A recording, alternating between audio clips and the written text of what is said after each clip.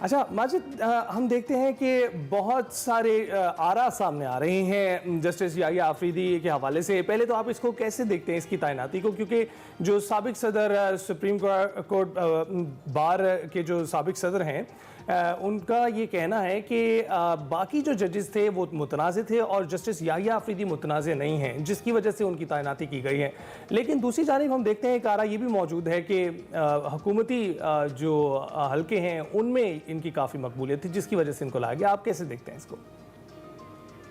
जी बिल्कुल, ये इस सवाल के दो अहम नुकात हैं। पहला नुकता ये है कि याहिया आफरीदी साहब तक पहुंचने के लिए हुकूमत को क्या क्या मुश्किलात का सामना हुआ, उन्होंने कौन कौन सी स्ट्रेटेजी को मैनेज किया, उन्होंने किस तरह से तरमीम को पास किया ताकि वहां तक पहुंचा जा सके।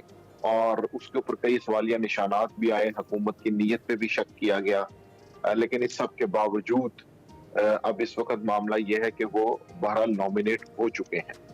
तो मुझे लगता यह है कि जब ये सारा मामला पिछले 1 महीने से चल रहा था तो कहीं ना कहीं गवर्नमेंट साइड ने जस्टिस काजी फाइज ईसा के ऊपर कॉम्प्रोमाइज किया ताकि वो जस्टिस मंसूर अली शाह की कुर्बानी भी ले सके। और दो जो पॉइंट ऑफ व्यूज थे, एक के बारे में कहा जा रहा था कि वो पीटीआई के करीब है, एक के बारे में कहा जा रहा था मुबैना तौर पर कि वो नून लीग के करीब है। तो उन दोनों को एक तरफ रखते हुए एक तीसरे नाम पे इत्तेफाक इसलिए किया गया कि एटलीस्ट कम अज कम अगर उनसे हमें को फायदा नहीं होगा तो नुकसान भी नहीं होगा। तो इस वजह से ये सारा जो प्रोसेस है उसमें डेफिनेटली हुकूमत की ये नीयत नजर आती है कि वो ये चाह रही थी कि इस चीज को इस तरह से मैनेज किया जाए कि जो सिस्टम चल रहा है उस पर कोई बड़े सवालिया निशानात ना पैदा हो। उसकी वजह यह है कि इससे पहले तासुर यह था कि जैसे ही जस्टिस मंसूर अली शाह आएंगे तो हो सकता है जिस तरह वज़ीर दिफा ख्वाजा आसिफ ने भी कहा कि इलेक्शन ऑडिट का मसला हो, फॉर्म 45, 47 की डिबेट पहले ही पाकिस्तान में बहुत ज्यादा है। तो अगर वो सुप्रीम कोर्ट में पहुंच गई और वहां से कोई ऐसा धचका लगा गवर्नमेंट को तो फिर काम खराब हो जाएगा। मेरा ख्याल है कि ये फियर फैक्टर इस तरमीम के अंदर, इस अपॉइंटमेंट के अंदर हमें मद्देनजर रखना चाहिए। टल गया इस तैनाती के बाद? फिर देखिए, ये तो इससे पहले चीफ ऑफ आर्मी स्टाफ की अपॉइंटमेंट के ऊपर बहुत बहस होती थी और होता कहा जाता था कि जी ये हमारा जर्नल है, ये उनका जर्नल है और तो बेहतर जर्नल होना चाहिए। अब मुझे लगता है कि सुप्रीम कोर्ट के अंदर भी ये बहस आ जाएगी कि अपना जज कौन सा है, उनका जज कौन सा है। तो अभी ये आएंगे तो ही पता चलेगा। उसकी वजह यह है कि अपॉइंटमेंट से पहले तक का जो तासुर है वो जितने भी अहम लोग हैं वो जब ओहदों पे जाते हैं तो उससे पहले का तासुर उनका मुख्तलिफ होता है और उसके बाद का जो एक इम्प्रेशन बनता है वो इंटायरली डिफरेंट होता है। तो इसलिए अभी क्यास आराई नहीं की जा सकती क्योंकि अभी तक का जो इनका कैरियर है उसमें तो यही कहा जा रहा है कि जी ये बिल्कुल एक्टिविज्म की तरफ नहीं जाते, ना तो कोई इनके टिकर्स चलते हैं, ना ये हेडलाइंस में इंटरेस्टेड हैं। लेकिन हमने देखा कि जस्टिस साकिब निसार हो, जस्टिस काजी फाइज ईसा हो, इनके आने से पहले इनका इंप्रेशन और था, लेकिन जब ये आ गए तो उसके बाद वो इंप्रेशन बदल गया। अच्छा, तो माजिद निज़ामी साहब, जस्टिस याहिया आफरीदी के अब चीफ जस्टिस बनने के बाद भी जस्टिस मंसूर अली शाह और जस्टिस मुनीब अख्तर की तो मुद्दत मुलाजमत होगी और 3 साल मुद्दत पूरी करने के बाद भी ये दोनों जज साहिबान मोस्ट सीनियर ही होंगे। तो फिर ऐसे में आपको क्या लगता है कि सुप्रीम कोर्ट से इस्तीफा भी कोई आ सकता है, उसका भी इम्कान है, या फिर बतौर जज उनके अंडर काम करेंगे?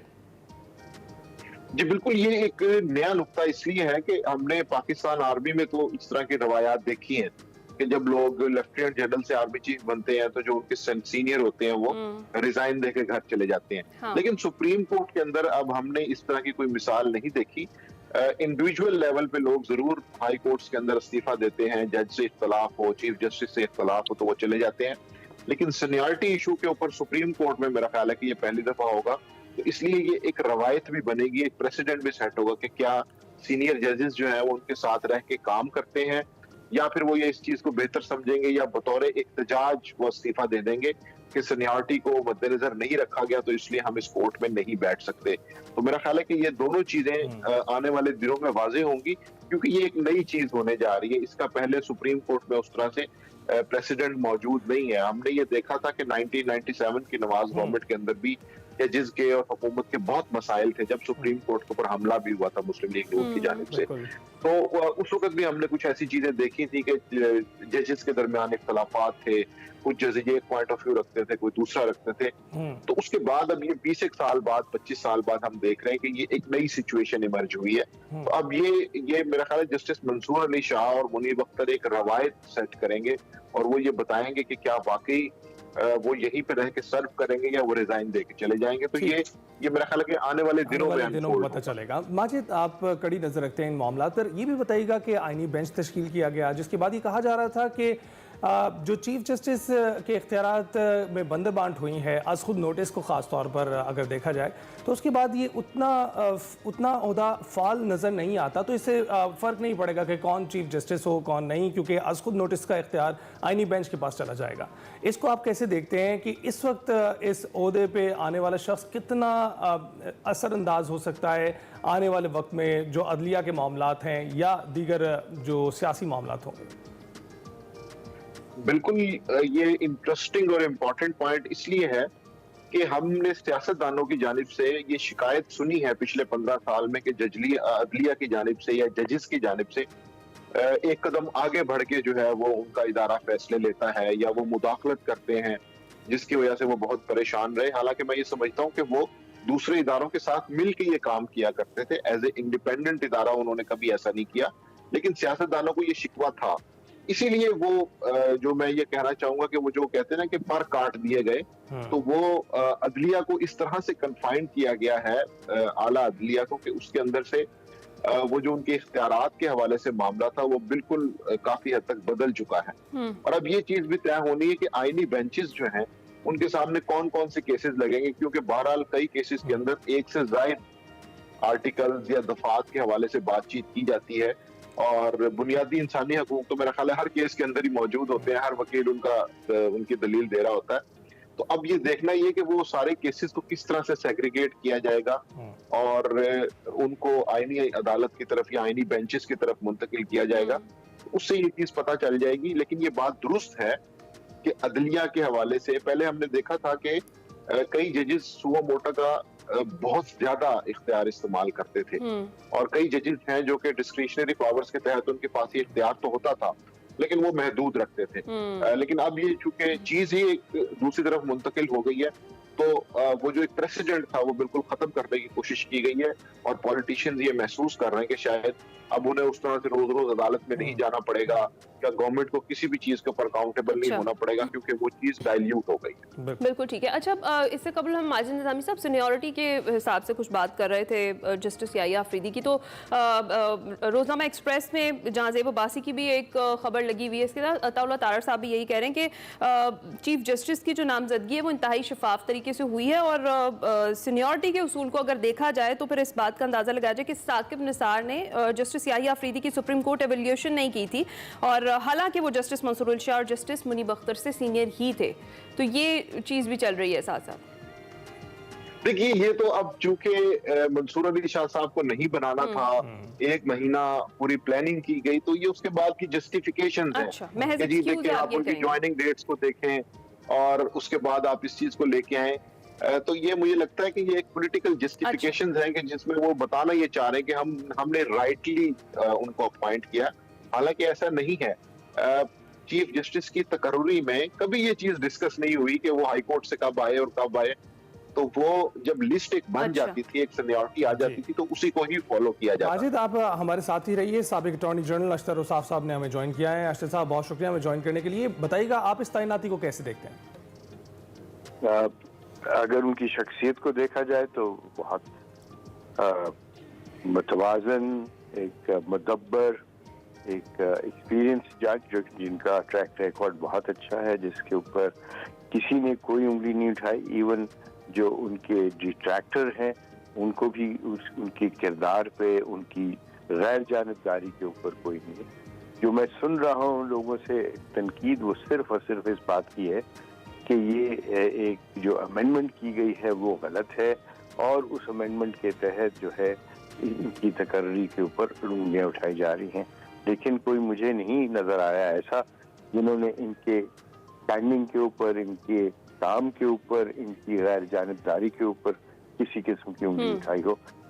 मैं समझता हूँ कि इन्होंने जो काम किया एज चीफ जस्टिस KPK और जो एडमिनिस्ट्रेटिव मेजर्स लिए रिफॉर्म्स के लिए, अगर वही उसी तगोदौ से, उसी ज़ील के साथ, उसी मेहनत और काविश के साथ ये करें और फुल कोर्ट को अपने साथ लेके चलें, तो फिर मुझे यकीन है कि ये एक उम्मीद नौ है हमें, और हमें नजर आएगा कि अच्छे रिफॉर्म्स हैं, खास तौर पे इस वजह से कि उनके पास 3 बरस हैं इस काम करने के। ठीक है, ठीक है। अच्छा अशतर औसाफ साहब, सुप्रीम कोर्ट बार सिंध और लाहौर हाई कोर्ट बार भी जस्टिस याहिया अफरीदी की नामजदगी को जिस तरह से आपने कहा खुश आइंद करार दे रही है, लेकिन सीनियर वकील और PTI रहनुमा हामिद खान ये कह रहे हैं कि वो एहतजाज करेंगे और वकला तहरीक की कॉल दे रहे हैं। इसमें आपको क्या लगता है कि दीगर बार्स भी फिर तहरीक इंसाफ का साथ देंगे? देखिए, हामिद खान साहब बहुत मोहतरम है मेरे लिए, लेकिन वो मरहून मिन्नत हैं अपनी सीट के लिए बानी PTI के, और जो उनको वहां से हिदायत मिलेंगी वो उसके ऊपर अमल करेंगे। जाहिर है कि अब वो वकला की नुमाइंदगी नहीं कर रहे, वो PTI की नुमाइंदगी कर रहे हैं, और उनका जो स्टांस होगा वो PTI का स्टांस है, वो PTI के सेनेटर है। इसलिए मैं समझता हूँ कि जब हम पार्लियामेंट में किसी पार्टी को रिप्रेजेंट करते हैं तो फिर हम ये क्लेम नहीं कर सकते कि हम वकला ही को रिप्रेजेंट करते हैं। आपकी बात के अंदर, आपकी जो आपका स्टांस है उसके अंदर वो पॉलिटिकल एलिमेंट आ जाता है, प्रोफेशनल एलिमेंट कम हो जाता है। जी अच्छा, अशतर औसाफ साहब ये बताएं, गुज़िश्ता रोज़ जस्टिस काजी फ़ाइज़ ईसा ने मखसूस नशिस्तों पर एक अक़लियती फ़ैसला जारी किया था, एक अक्सरियती फ़ैसले का रेफरेंस देते हुए। तो आप ये बताएं, हुकूमत पहली मखसूस नशिस्तें अपना हक समझ रही है, उसके बाद क्या आपको सियासी इस्तेहकाम आता हुआ नज़र आ रहा है? देखिए, मुझे ये तो समझ आती है कि जो नशिस्तें हैं वो PTI को नहीं मिलते, वो PTI का हक नहीं था, आईनी तौर पे भी, कानूनी तौर पे भी। और अब जबकि कानून भी आ चुका है उसके ऊपर, उसमें मजीद क्लैरिटी आ गई है। अब जो बात मैंने पढ़ी है इख्तलाफी नोट के अंदर, उसमें उन सब बातों की निशानदेही की गई जो ऐसे सीरियस लैप्सेस हैं, जो उस जजमेंट को, जो मेजॉरिटी जजमेंट है, उसको मैं समझता हूँ कि उसको बिल्कुल बेअसर कर दिया है उस सारे सिलसिले में। क्यों? इसलिए क्योंकि वो जो वजाहती नोट्स आए हैं उनकी कानूनी और आईनी हैसियत बसद एहतराम नहीं है। क्यों नहीं है? क्योंकि मुझे बताइए आप कि क्या सुप्रीम कोर्ट और हाई कोर्ट एग्जीक्यूटिव ऑर्डर्स को इसलिए कदम नहीं करार दे देती कि वो हेयरिंग के बगैर दिए गए? तो जो आप स्टैंडर्ड लगाते हैं बाकी लोगों के लिए, वही स्टैंडर्ड आप पे भी लगता है। अगर सिविल कोर्ट जो है वो फैसला कर दे बगैर किसी को सुने हुए, तो वो तो स्ट्रिक्चर पास करते हैं उस डिस्ट्रिक्ट जज के या सिविल जज के खिलाफ जिसने ये काम किया। और अगर खास तौर पे जब वो फैसला दे चुके हों तो उसके बाद किस बात की वजाहत है? तो ये सारे सिलसिले जो हैं उसकी वजह से तमाम की तमाम जजमेंट जो थी उसके मेरिट्स जो हैं वो डीमेरिट्स में ट्रांसफॉर्म हो गए। बिल्कुल ठीक है, बहुत शुक्रिया अशतर औसाफ साहब, साबिक अटॉर्नी जनरल हमारे साथ मौजूद थे, गहरी नज़र रखते हैं कानूनी मामलात पर, बात कर रहे थे उनसे और ज़रा रोशनी उन्होंने डाली है कि क्या सूरत हाल बन रही है इस वक्त। अच्छा माजिद निज़ामी साहब, जिस तरह से अभी अशतर औसाफ साहब ने कहा कि वो अभी नहीं देख रहे हैं कि ये मखसूस नशिस्तें जो हैं वो पाकिस्तान तहरीक इंसाफ को कहीं ना कहीं मिल रही हैं, तो अगर ऐसा नहीं होता है तो फिर सियासी इस्तेहकाम कैसे आएगा? क्योंकि ऑलरेडी तहरीक इंसाफ कह चुकी है हमें इंसाफ ना मिला तो फिर हम सड़कों पर आएंगे, और एक बार फिर से सड़कों पर आएंगे तो मामलात ख़राब ही होंगे। क्या कहेंगे आप? ये बिल्कुल उसकी वजह यह है कि सुप्रीम कोर्ट का फैसला जैसा भी हो आप उससे इख्तलाफ भी कर सकते हैं, लेकिन जब एक अक्सरियती फैसला आ चुका है तो उस पर अमल दरामद यकीनी बनाना चाहिए। अगर आप उससे इख्तलाफ रखते हैं, आपसे मुराद हुकूमत या रियासत, तो वो उसकी नजर सानी की अपील में जा सकती है। लेकिन ये तासुर कायम करना, ये रवायत पैदा करना कि एक फैसला आपको पसंद नहीं आ रहा तो आप उस पर अमल ही नहीं करेंगे, तो मुझे तो लगता है कि ये रियासत के स्टेट के बेसिक स्ट्रक्चर को हिलाने के मुतरादिफ है। अच्छा। कि अगर आपको एक फैसला पसंद नहीं आया तो आप उसके ऊपर अमल दरामद ही नहीं कर रहे, तो इस तरह तो फिर आप वो जो रियासत के बुनियादी सतून हैं उनके साथ छेड़छाड़ कर रहे हैं, जो कि की जा रही है। और फिर उसके बाद जो इलेक्शन एक्ट में तरमीम की गई, फैसले के बाद की जो तरमीम की जाती है वो अब तरमीम से पहले के दिनों पे इम्प्लीमेंट नहीं होती। बड़ा सादा सा असूल है। तो इसलिए मुझे लगता है कि इस मामले में गवर्नमेंट ने बिल्कुल बदनीयती का या नाअहली का मुजाहरा किया है। उन्हें बहरहाल इस चीज पे अमल करना चाहिए था। हमारे सामने मियां नवाज शरीफ की ऐसी स्टेटमेंट्स मौजूद हैं कि जब वो यूसुफ रजा गिलानी के नाअहली केस में बबांगे दोहल ये कहते थे कि जी पहले आप घर जाएं, उसके बाद आप नजर खाने की अपील दायर करें, अगर आपको सुप्रीम कोर्ट वापस बुलाएगा तो आप आए, वरना आपको फैसले पे अमल दरामद करना होगा। तो अफसोस इस बात का है कि अपोजिशन में गवर्नमेंट में आकर वो जो असूल हैं, वो जो ज़ाब्ते हैं, वो भूल जाते हैं और अपने जो मुफादात हैं उनको सर्व किया जाता है। वैसे ये तो हमेशा से ऐसा ही होता है माजिद निज़ामी साहब, ये तो इस तरीके से ये चलता ही आ रहा है हमारी सियासत में। क्विकली मैं ये जानना चाहूंगी कि जो पाकिस्तान तरीके इंसाफ की अब स्ट्रेटजी है, जिस तरीके से अली अमीन गंडापुर ने भी कह दिया है कि इस तैनाती के खिलाफ वो लोग अब सड़कों पर आएंगे, क्या ये दुरुस्त हिकमत अमली है? जिस पोजीशन में इस वक्त पाकिस्तान तरीके इंसाफ है वो अफोर्ड करती है इस तरह से बार बार सड़कों पर आना, और खासकर उस वक्त में जब क़यादत खुद गायब हो जाती है और कारकुनान को सड़कों पर अकेले छोड़ दिया जाता है? इसमें मैं एक चीज़ ऐड और करना चाहूँगा। माजिद, आप बताइएगा कि इस यहाँ पर हमने देखा पार्लिमानी कमेटी में पहले उन्होंने नाम दिए और जब सारी सूरत हाल ख़त्म हो गई उसके बाद उन्होंने बायकॉट का ऐलान कर दिया है। क्या ये हिकमत अमली भी दुरुस्त है? देखिए, मुझे तो फ्रैंकली हिकमत अमली का फुकदान नजर आ रहा है इस वक्त तहरीक इंसाफ में। उनका सबसे बड़ा मसला ही यही है। इलेक्शन के नताइज के बाद से उनकी स्ट्रेटेजी इस काबिल नहीं रही कि वो उसके जरिए कुछ अपने लिए फायदे हासिल कर सकें या स्टेट से कुछ दबाव के जरिए अपने मुफादात का तहफ़्फ़ुज़ कर सकें। और अब जिस तरह से उन्होंने अपनी एहतजाजी तहरीक को मैनेज किया है और वो इम्प्रेसिव पॉलिटिकल पावर शोज नहीं कर सके, तो उससे ये तासुर भी जाहिर होता जा रहा है कि जी उनके पास कोई बहुत बड़ी स्ट्रीट पावर है या उनका कारकुन तैयार बैठा है।